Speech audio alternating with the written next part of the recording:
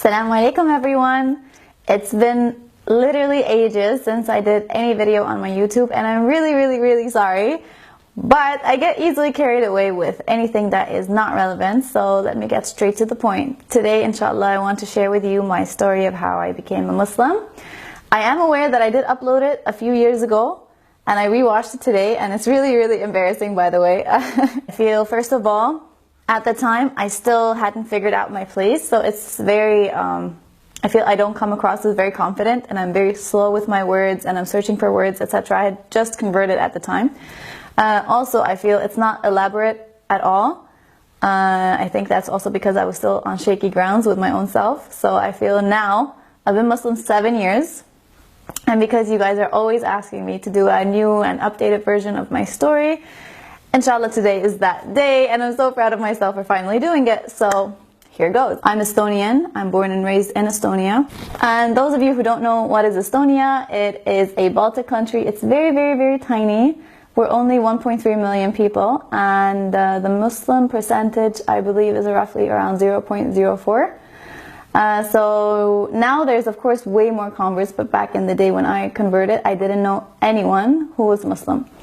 So my entire journey starts when I am 14, but just to give you a rough background story, I was raised with no religion whatsoever. My parents never talked to me about life before birth or life after death or any afterlife or any beliefs or anything, and that's also because they don't necessarily practice anything as well. And I truly believe that you can live your entire life in Estonia without ever thinking about God and never questioning your existence, or it's just not something that comes up. And the majority of the people in the country, they don't believe in any higher power. Some might be superstitious or spiritual, but not necessarily religious. No, it's not common to meet somebody who is religious. Even our grandparents, grandparents, it's just not there. So around the age of 14, me and my mom, we started traveling, and it was the first time in my life that I came across people of faith, it wasn't something I necessarily processed right away, but it was the first time, and it was very odd because my whole life I'm somewhat brought to believe that people who have faith are kind of people without a backbone, weak people. They're just like someone you feel sorry for or something like that, which is really absurd.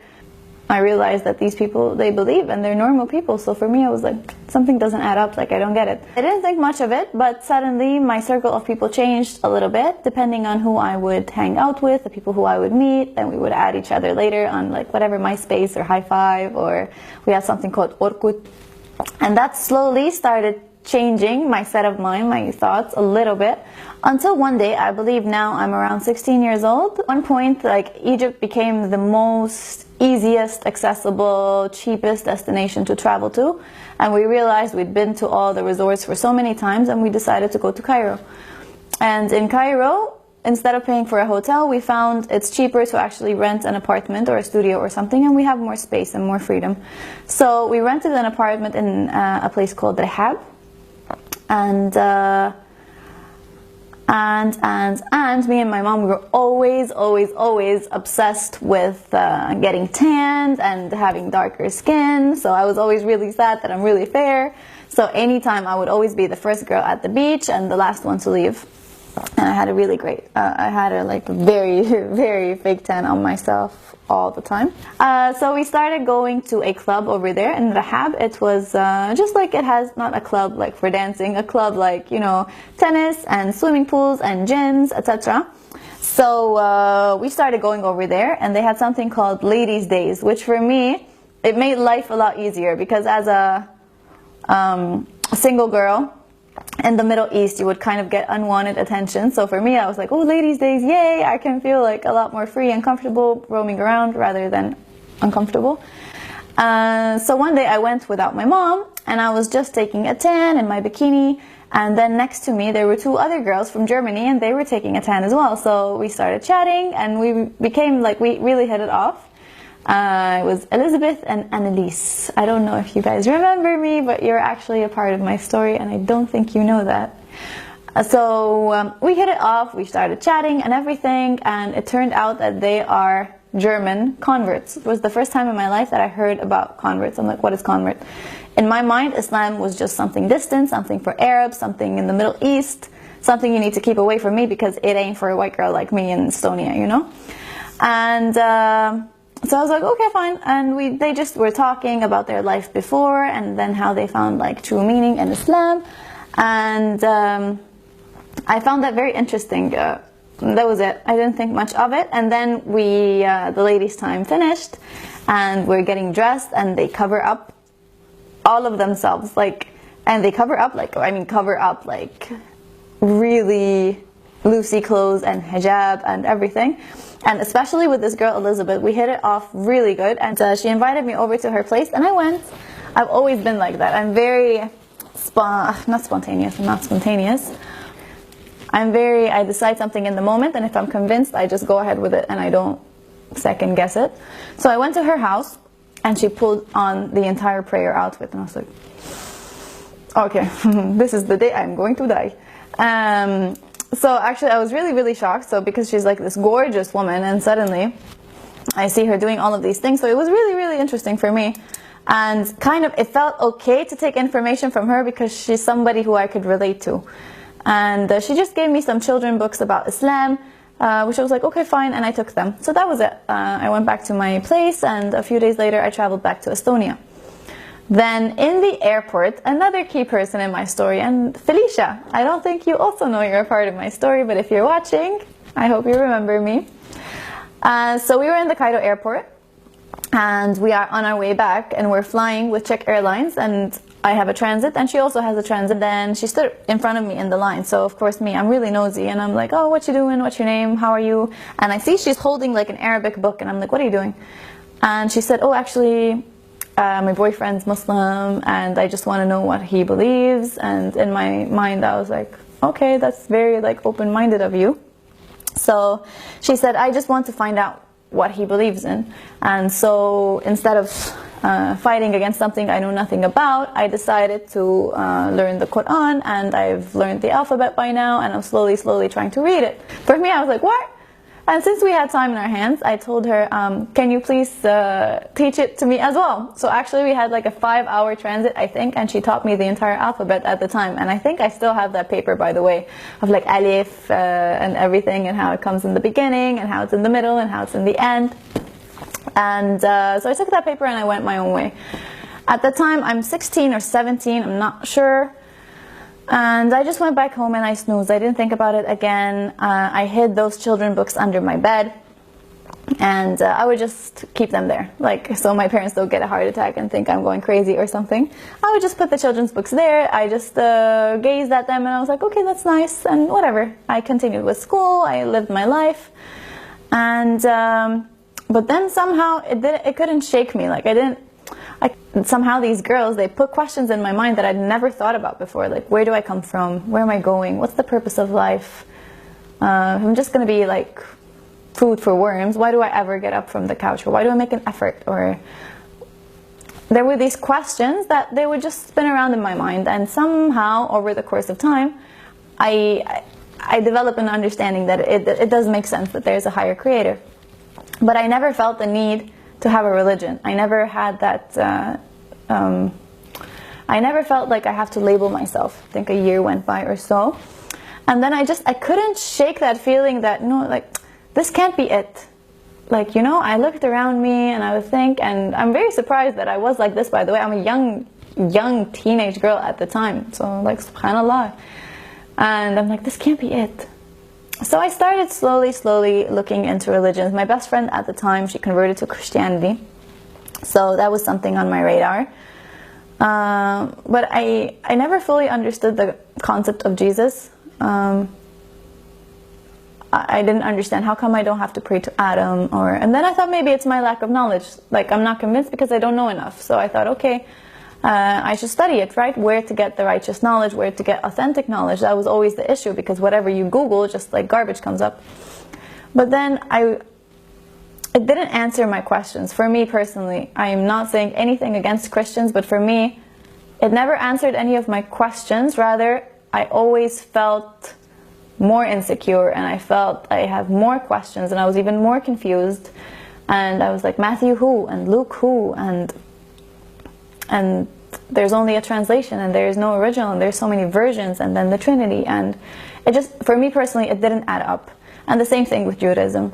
And every other religion that I ever saw out there believed in so many gods, and I didn't feel that that's for me. I felt like there has to be this one creator, and I'm convinced that I just need to, I need to know. And honestly, like, believe it or not, when Christianity didn't work out for me, I was really bummed out. I was like, this was my chance, and now it's gone. And I wanted to believe. Now I don't have a religion. I don't have anything else out there. And like, I never actually seriously thought about Islam as looking at it as something I could convert to. And you know, like, it's really weird to say that now, but at the time I felt like Christianity would be such an easy way out and such an easy answer to all my questions. Like, yes, I would have to change, but not drastically. I could still eat the same way and dress the same way, and I would have found my path, but I can go to church like once a week. And that was a very naive way of thinking, but for me it just seemed to be like the last piece of the puzzle, and it seemed like life would have been so much easier if it could have just ended with that. Like, I found Christianity and that's it. My parents would have still been shocked. It's still taboo to convert to anything, even if you convert to Judaism or Christianity or whatnot, anything. It would still be something weird that your family would be like, you crazy? So I remember one day in the end of high school, somehow on Google it came up that there's a small apartment in Estonia that has something to do with Muslims or something. So I asked my mom, like, can you drive me there? I just want to check it out. Like, what is this? And my mom was like so scared, because when I walked in, all like women in black were entering, and we'd never seen anything like that in Estonia. We'd never seen a woman with covered hair in Estonia before. So I went in, and that was honestly like actually an experience that put me off. The moment I entered, they put on a hijab on me, and I had no idea what is that. It was very, very strange. I don't agree with this kind of approach. But anyway, it was what it is. And at the time, there was only a small apartment that they would rent out for Jumu'ah every Friday for prayers, and there would be a small class. In Estonia, there's a small sect of Muslims called the Tataris. They originate from Russia. So their first language is Russian, which I can understand to a certain degree, but I cannot study religion in it, and I'm not fluent in it. And there was one girl, Amina, who spoke Estonian as well. So throughout the entire lecture, she would translate things to me, and I saw it actually pissed everyone else off a little bit, because they couldn't focus on what was being said, because someone was always like... But I did have a notebook, and I had a pencil, and I was very prepared. And I remember that was the day I learned the first thing ever that I actually knew about Islam, which was the hadith that if you see something wrong happening, you should forbid it with your hands, so by your actions. And if you cannot, then with your words. And if you cannot, then forbid it in your heart. And that's actually the first thing I ever learned about Islam, which is now a nice memory. But I wasn't captivated by this experience. They gave me some pamphlets and printouts, because at the time there were no books in Estonian. So I took those papers and everything, and I hid them under my bed. And so I kept them there again for a while. And every now and then I would read them and look into them. And you know, now try to think of yourself as a non-Muslim who has never read any religious books. So all the Muslims who are looking at this, you know, we have Quran and Hadith and Bukhari and Muslim and Tirmidhi and all of these things and verses in the Quran, etc. And we number them. So when I opened those books, I had no idea how to read them, and I was so confused. The books were like a quote, and like thy, thouest, thy, Tirmidhi 7722, book 5, Baqarah 7742, colon, quote, another quote, two words, like, and I was like, huh? I didn't know how to read that thing. And I think that's something that doesn't occur to any Muslim writer who writes these books, because if you've never seen something like that, you have no idea what's going on. So I put all those books aside, and I felt my only chance to study this faith is if someone tells me. And I'm like, who's going to tell me? I don't know a single Estonian Muslim who will tell me or explain to me. And in the internet, everything was garbage, like I said. Everything I found was websites trying to bring Islam down, books about forbidden love and like honor murders and everything like that. So it was hard to find authentic knowledge. So I kind of kept it. But there was one book, A Brief Illustrative Guide to Understanding Islam. It was in English, and that was fairly easy to read. And actually in time, now if I look at myself in retrospect, if I would talk to other people, I would defend the point of view of Islam. But if someone would have ever asked me, are you Muslim? I'd be like, are you out of your mind? The first time I ever opened the Quran, believe it or not, I had a sticky note and I wrote down everything I didn't like. I graduated high school and I decided to take a gap year because I had no idea what I wanted to do with my life. And in the course of that gap year, I actually started getting more into studies of religion, slowly. So now, now it's been years that I'm into this topic. But everything I ever studied and the journey I went through, it was all me. I never told my parents, I never told my friends. It's something that's not, I don't think you would find a lot of people's sympathy. Maybe now a little bit more, but back then, no, I never even thought about sharing it with anyone. I was still stuck in that same place. I had belief in God, and I felt like, okay, He knows I believe in Him.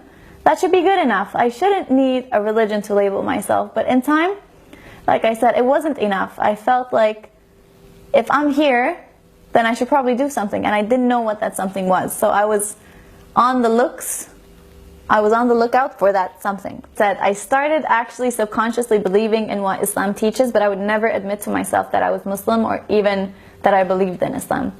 So I started this kind of like cat-mouse game with my own self. Like I would believe, but I would convince myself that I don't. So I was actually looking for something wrong with it to convince myself that this is not it, because it's terrifying. I just kept somehow stumbling onto information that was all about comparative religion.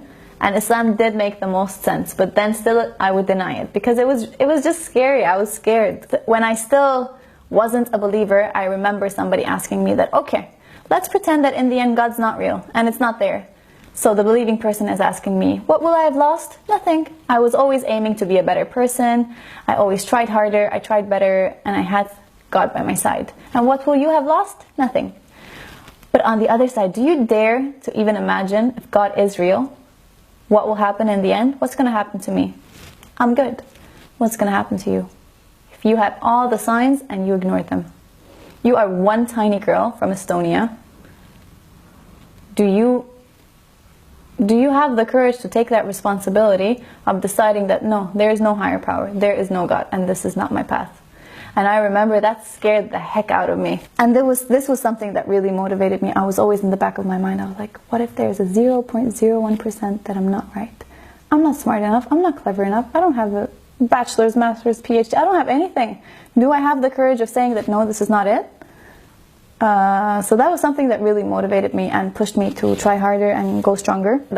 One day online, I was just looking for ways to study Arabic, and I found out that actually an Islamic center had opened up in Estonia.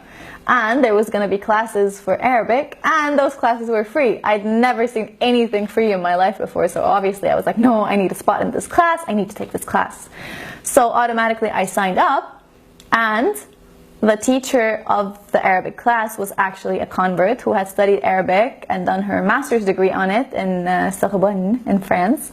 So she was actually the only person qualified to teach Arabic and to teach something within the scopes of Islam in Estonia. But I was not signing myself up for an Islamic class, I was signing myself up for an Arabic class. So I did go to that Arabic class, but she automatically signed me up to the Islamic class as well. And I was like, hey girl, no. But then I was like, why wouldn't I take it? I'm already on this quest, might as well. It's not going to hurt. But I was so scared to go to that mosque or Islamic center. I don't know why. I find that a lot of the converts who message me, they're also really, really scared to enter the mosque. And I don't know why that is, but it's just what it is. Okay. So I went. And it was the first time in my life I entered that classroom. And it was like 20 women exactly like me.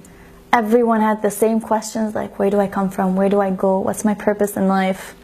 And I'd never seen that before, especially Estonian. So these girls actually became my friends for the next 2 years, my closest group of friends.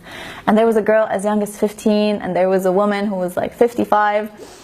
And it was so diverse, but everyone united and connected by the exact same thing. So this was just mind-blowing. And it was the first time in a really long time I felt like I belonged somewhere. And the teacher, like, mashallah, she was amazing. I think a large part of my journey is because she was teaching as well as she did, and she really inspires me as a person, as a Muslim. So we sat down and she printed for us a book that we binded together ourselves. It was one part Estonian, one part how to pronounce it in Estonian, and one part the Arabic, and then a lot of tafsir in the bottom. So we sat down and we started with the Fatiha, and she taught it in a really good way. Like, she opened up everything to the last tiny detail, like Bismillah, bi ism Allah, by name God. And the tafsir of like 3 or 4 lines, so tafsir, i.e. the explanation of a few lines, would take us like 2 to 3 hours, and the time would go like that. And then we would listen to Ahmed Al-Ajmi and hear how it's supposed to sound, and it was just a really nice class. Actually, the first day after the class, we closed the books. I was like, okay, nice. And I don't know for what reason, I went home and I memorized Fatiha that day. So that comes to help me later when one day I learned to pray. But I don't know why. I think I thought it was exotic or something. I learned the Fatiha. But with every class that I kept going and I kept going and I kept going, I realized this is the only thing I'm waiting forward to my entire week. And I loved it. I loved it. It wasn't about let me see what they believe. It was about like, I can't wait to find out what else I believe in. It became about me, and it became about somehow your heart being so convinced that this is the truth. And I was actually a really annoying student. Like, I feel so bad for her, but I think now it makes me better in dealing with others about Islam, because I was really annoying with my questions. So I feel like there isn't many things you can ask me that I would be like, I don't know how to take this. Like, I'd be like, aha, okay. You say that there's an angel on both sides and the angels don't come to the bathroom, so what if I murder someone in the bathroom? It doesn't count. So I was like a really annoying student, and she was just like, Hiren, stop. So actually being this annoying and trying to find something wrong with it was what actually affirmed my faith in the end. Trying to find something wrong with it actually led me down the path of true faith, because I discovered there's nothing wrong with it, subhanAllah. So that was that. Every class was the best time of my life. I made great friends. I loved the lessons, and I internalized everything. I would go home. All I wanted to do was live and breathe Islam. But I didn't practice anything. Let's say this was my Quran. I was sitting there nicely, okay? It came time for prayer. Everybody would go, even the other new students, and then me. I was just like, I wait.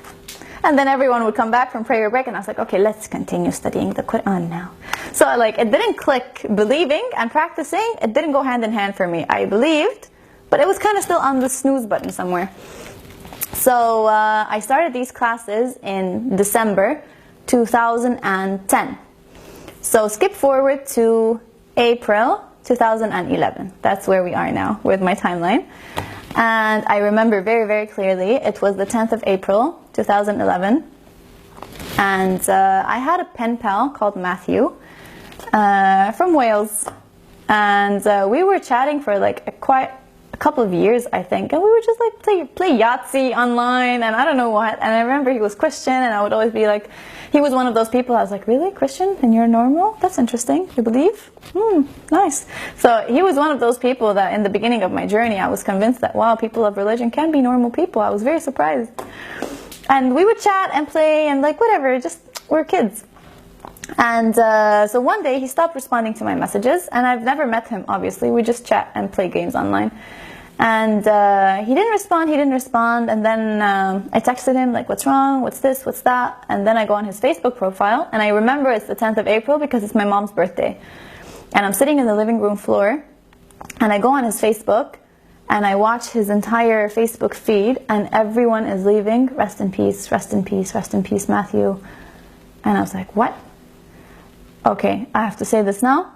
I'd never dealt with death in my life until that point. Like, alhamdulillah, I was lucky enough, nobody in my life died until that point. I didn't know how to deal with it. And honestly, I freaked out. And I remember I went like caps lock and everything, and I was like, what is wrong with you people? And like, how can you do this? How can you say this? This is such a sick joke, and I don't know what. And I was crying, and my mom was seeing me crying. My mom's like, oh my God, what happened? I didn't get it at all. And the first instinct I had was that I have to pray for him. And then my second instinct was, I don't know how to pray. So I remember that from the Quran classes I'm currently attending in the Islamic Center, they gave me like a booklet on how to pray. I opened the booklet up. Okay, I was like, whew, okay, I'm going to be the first Muslim who does not know how to pray. I'm the first Muslim who couldn't pray. So I was like, okay, what do I remember? Okay, wudu, you have to clean yourself. At the time, I still had fake nails, long gel nails, and I remember that you can't do wudu, you can't clean yourself for prayer if you have fake nails. And I was like, okay, dear God, sorry, nails, what to do? So I googled how to do it, and I was following the instructions, like how to wash, okay. Then like what? Okay, I know we have to cover. Okay, I had like a towel on my head and a robe, and so okay, I cut the book into sheets and papers, and I put them all around me in a half a circle, and I was praying to God that my mom doesn't come in my room, because if my mom sees me like bowing down somewhere, it's gonna be the end of me. So I put all of it around, and I'm still crying, and okay, what? And you know how standing is one position, ruku', so like half bow is second position, sujood, prostrating is the third position. So the book says, like, let's say, Isha prayer, 1 2 2 3 3 4 4 1 1 2 2 2 2, and I was just like, what? I'm gonna be the first Muslim who cannot pray. And okay, so I try and I look and I saw a video. Okay, okay, I got this. So I start. And okay, I read from every single page that's around me. Ashwat, and now I remember, I already know Fatiha. So that was the easy part for me. But everything else, I had no idea what's happening. I was like, Ashwat, okay, Bismillah. Okay, and I did it. And my first prayer took me, can you believe it or not, 25 minutes. But somehow it felt like that. It felt like the quickest prayer in my life. So that was it. I went back to my computer and I found that Matthew's dad had messaged me and said that Matthew was born with an illness called cystic fibrosis, and they knew from a very young age that he is going to die young. And like I told you before in the story, if I have an instinct and I believe it's the right thing to do, I will do it, and I will not think twice. I booked a plane ticket. I told my mom I need to go. And my mom's always been like this in my life. That's why I love her. Unfortunately, I know I'm never going to be like that with my own kid. But whenever she saw that I'm convinced with something, she trusted me enough to let me do it if I felt it's the right thing to do. So I went. I arrived like 2 a.m. in the middle of Wales. Never been to Wales. I'm a teenager at the time. I arrived to Wales. It's dark. It's 2 a.m. Never seen Matthew. Never seen his family. Someone is going to pick me up who's not even from his family. But I did it. For some reason, I had such a strong inclination in my heart that I have to do this. And I arrived, and his family welcomed me like my own. They took me in, and I felt like I'm a celebrity when I arrived there. Everybody knew who I was. There was like 200-300 people, and they all knew who I was. And I was like, oh my God, you're Alain. Oh my God, and I was like, what is happening? And the first time that I ever met Matthew was when he was in his casket. You know, they do open casket funerals, and they asked me if I need a time or like a moment with him on my own. And they just left me in a room with Matthew's dead body in a casket. And that was the most surreal moment in my entire life. I couldn't come to terms first with his death. I couldn't come to terms why he didn't tell me anything. Because the last message that he ever sent me was that I need to tell you something. I was a young girl who didn't know how to cope. I had no idea what's happening or what's going on. And the only thing I kept repeating to myself is that his death meant something, his death meant something, his death meant something. It's the day I started to pray, and I'm never going to give it up. And subhanAllah, I never stopped praying. Till today, I've never missed a prayer. And I don't know when I would have started practicing Islam if it wasn't for this. It's so crazy. So his parents welcomed me. I slept in the morning. It was the funeral. The mom said she's not going to go to the funeral. She can't bury her own son. I've never cried like that in my life. You know when you see somebody else's sorrow, it can internalize, and it was the saddest thing I've ever seen in my life. And we entered the church for the funeral, me and the mom and the dad. Can you believe it? We've never met. They don't know who I am, anything.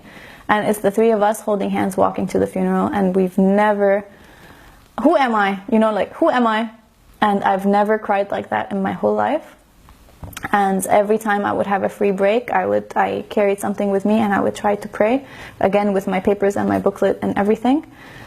And I took prayers slowly. First I took 1, then 2, then 3, then 4, and then Fajr came later.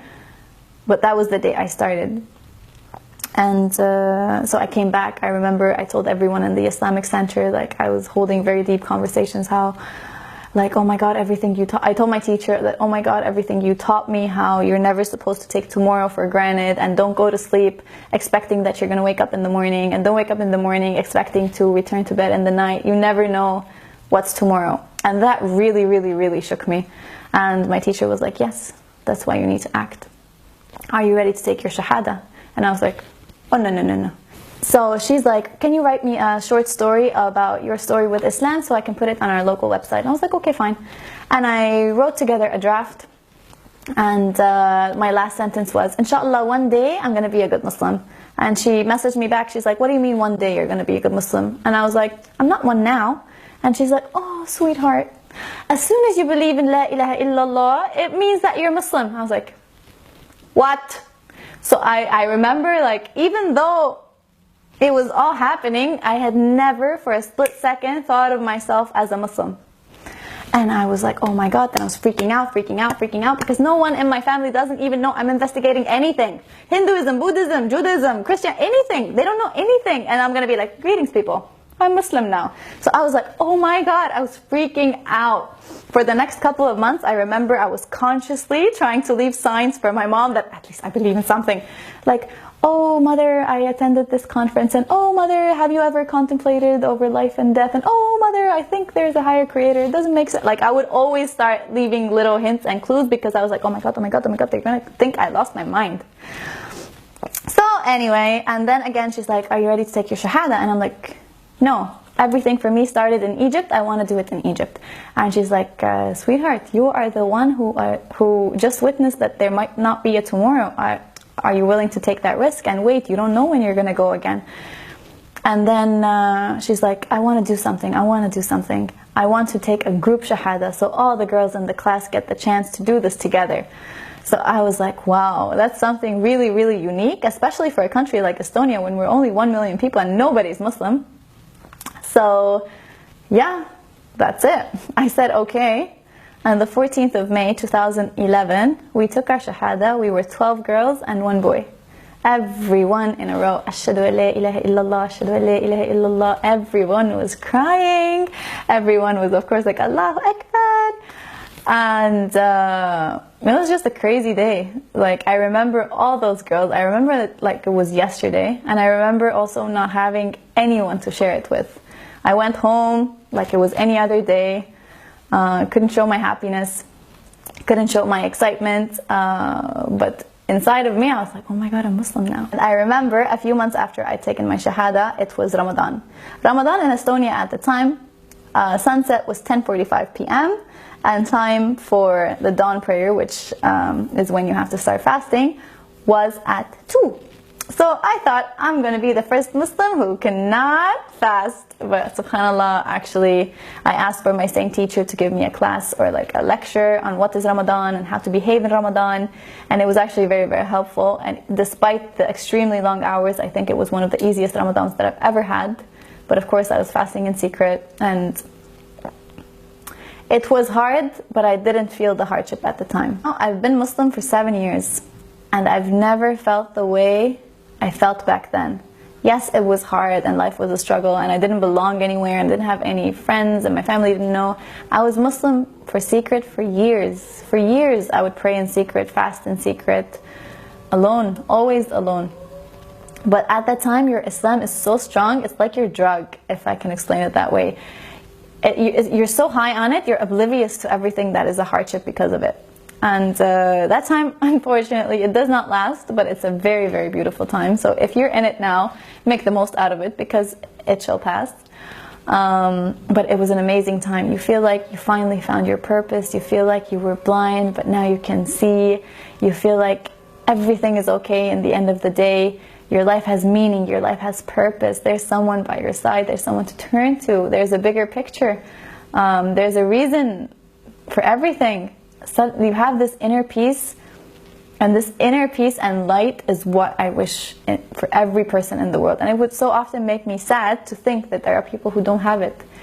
it doesn't have to be Islam that gives it to you, but I just wish that you have it. It's such a beautiful feeling to find your purpose in life. So yeah, alhamdulillah. And I remember like in university, some exchange students would be Muslims, and for me now it's something that I identify myself as, and I would see like Kuwaitis and I don't know what, and I would walk up to them and be like, hello, I'm also Muslim. So people would be like, okay, good for you. It was always hard with the people who knew you before Islam. The new people in your life, they don't know you any other way, so it was a lot easier. So it was a lot easier for me to have a new environment. And then from moment one, I kind of tried to make the people who became close to me know that I'm Muslim right away, so they can either decide they want to be my friend or they don't. And I remember I would design my university schedules according to prayer. I would run out between classes, make wudu somewhere, take the tram, pray in a clothing store, like fitting room. But I would make it happen. In this time, you're oblivious to the hardship kind of, because you're just so happy and so blessed and so excited to be Muslim. Alhamdulillah, God makes the hardship kind of fade away. Hardship comes after, because we all know we're going to be tested with that which we love most, and if God grants you such an amazing gift, of course He will make sure that you earn it and deserve it. I finished university, I studied to be an English teacher, and I realized if I want to make it for myself, I cannot stay where I am. A teacher's salary is too low. I'm not married, my family is not Muslim. I have to provide for myself and I can't do it here. How am I ever going to have a community? How am I ever going to feel like I belong? How am I ever going to wear the hijab? All of these questions in my life. So I was determined to change my life, and I did, but it came at a price. And it was, to get to where I am today was the most difficult, it was the most difficult journey I've ever embarked in my life. I ended up in Ghana, in Singapore, in Morocco, in Holland, till I finally reached Qatar, where I live now, and we're happily married, alhamdulillah. That was such a roller coaster, and it's a completely different story. So inshallah, I will share that with you in episode 2. And but yes, truly, Islam is the best thing that ever happened to me, and I'm still so shocked till today that God chose me out of all the people in the world. And it is a blessing, and inshallah we never take it for granted. And I hope you liked my story, and I hope you found something beneficial in it. And yeah, wishing you lots of peace and love, and see you soon. Bye. Assalamu alaikum. Mwah.